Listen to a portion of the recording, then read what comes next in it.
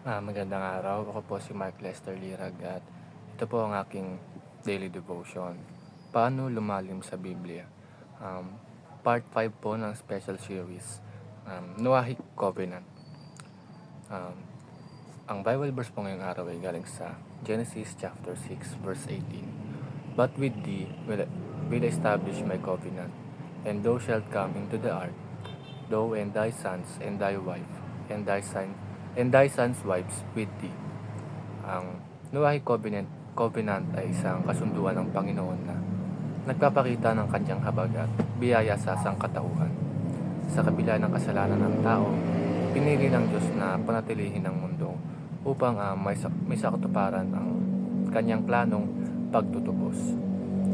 Ang first teaching ngayong araw ay God preserves the creation for redemption.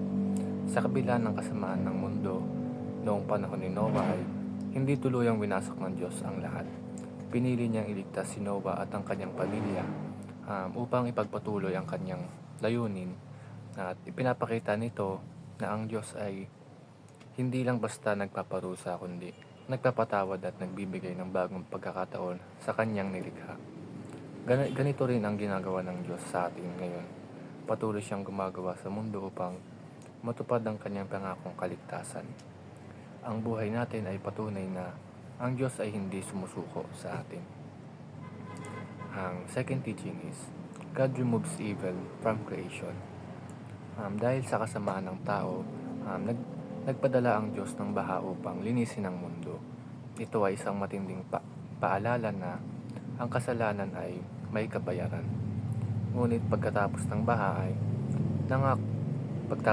nangako ang Diyos na hindi niya muling mawasakin ang mundo sa pamamagitan ng tubig.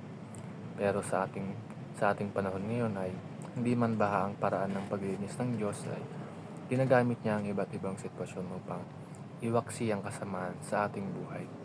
Minsan hinahayaan tayo ng Diyos na dumaan sa pagsubok upang matuto at magbalik loob sa Kanya. Ang last teaching is, God will fully restore creation at Christ's return. Ang Noahic Covenant ay isang paalala na ang plano ng Diyos ay hindi natatapos sa pagpepreserba ng mundo. Sa pagbabalik ni Kristo ay magkakaroon ng bagong langit at bagong lupa. Isang ganap na katuparan ng pangakong pagpapanumbalik ng kanyang nilikha. Ito ang ating pag-asa bilang mananampalataya na kahit napuno ng kasama ng mundo ngayon, may tiyak tayong pag-asa sa muling pagdating ni Kristo dito sa mundo. At dahil sa pagbalik ni Kristo sa mundo is mababago na ang buong mundo at mawawala na ang mga kasalanan. Yun lang.